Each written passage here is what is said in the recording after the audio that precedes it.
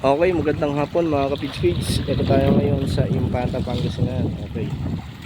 Ito, harvest tayo ngayon dito mga ka-Pids sa Impanta. Okay, ang harvesting nga pala natin mga ka-Pids, ito si Bats 62. Si Bats 62 mga ka-Pids ay third bawas natin ngayon. I-clean up natin ngayon araw na to. Ang araw natin ngayon ay October 26 mga ka-Pids. Ito ang sukat niya, oh. Halos kasi nung binawasan natin ito nung nakaraan, mga nasa 700, ABW na to 800 na nga mga ka-Pids. Pero ang overall ABW niya mga nasa 700 grams. Kaya eto, sure na to mga ka-Pids. Tignan nyo ang sukat ni Bad 62. Nanunuba siya ngayon mga ka-Pids. Gawa nga lumalaki ang tubig sa mga oras na to, ay malakas ang agos, kaya nanunuba yung isda natin sa ilalim. Okay. Yan.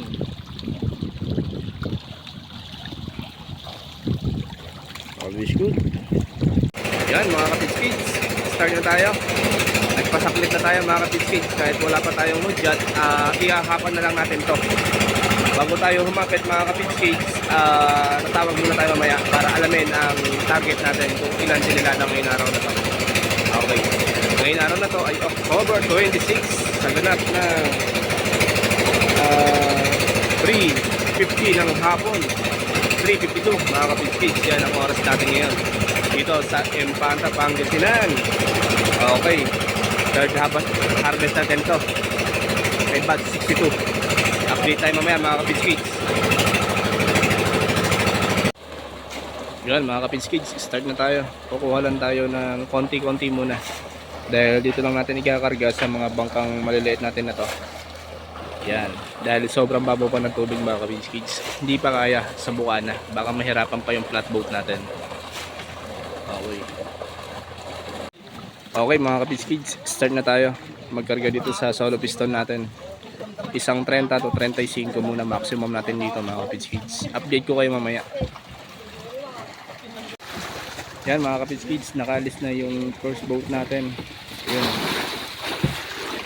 Bali isang 36 tubs yan, first boat natin. Ito ang second boat na kakargahan natin. Okay. Yan, tuloy-tuloy na tayo mga ka-Pids dahil kapahapit tayo, may kinakarga tayo. Yan, dahil sobrang baba pa ng tubig kaya ganito ginagawa natin. Pero may available tayong mga flatboat dito. Yan. Tsaka itong naapakan natin. Kaya yan mga ka-Pids, second boat K4 natin yan. Isang 35 ulit target natin dyan, kargahan. Tapos go na ulit yan mga ka-Pids ang second boat natin. Tapos ang third boat natin, itong flat boat na kakargahan natin ng mga isang 120 lang muna para makasigurado tayo. Yan mga ka-Pids, bali 130 tubs to, lalakad na.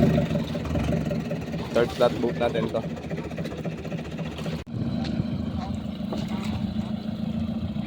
Yan mga ka-Pids, paalis na. 130, 170 tsaka 130. Kaya isang 200 na to mga ka-Pids.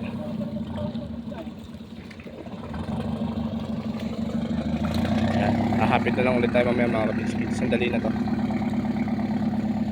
Ito mga ka-Pids, oh. Meron pa tayong sinasalok doon kinakarga, mga isang 30 to 25 tubs yan. Kinakarga natin sa solo piston, pang-apat na bangka natin yan. Tapos ngayon mga ka-Pids, ito na naman tayo, nagpapahapit na naman tayo. Yan, para sa pang-5 bangka naman natin mga ka-Pids. Tuloy-tuloy na to mga ka-Pids. Yan naman mga ka-Pids, dito naman natin ikakarga yan sa flatboat na to. Yan naman ang pagkakargahan natin. Update tayo mamaya mga ka-Pids.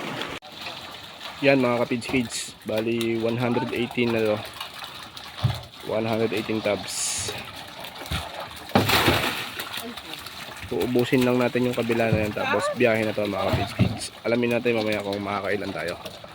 Bago umalis, videohan natin ulit. Yan mga ka-Pids, bali 135 to. Isang 226 at saka 135, mga nasa 360 na tayo para mga ganon. 361. Okay, yan na nakukuha natin dito. Pang 5 flatboat natin to mga ka-Pids. Paalis na rin to. Hinihintay lang natin yung yelo. Ito na rin, paparada na. Yan. Okay mga ka-page kids, clean up tayo. Eto, sinampan natin na lambat na to. Tingnan natin kung makakailan tinilada tayo dito. Ito clean up natin.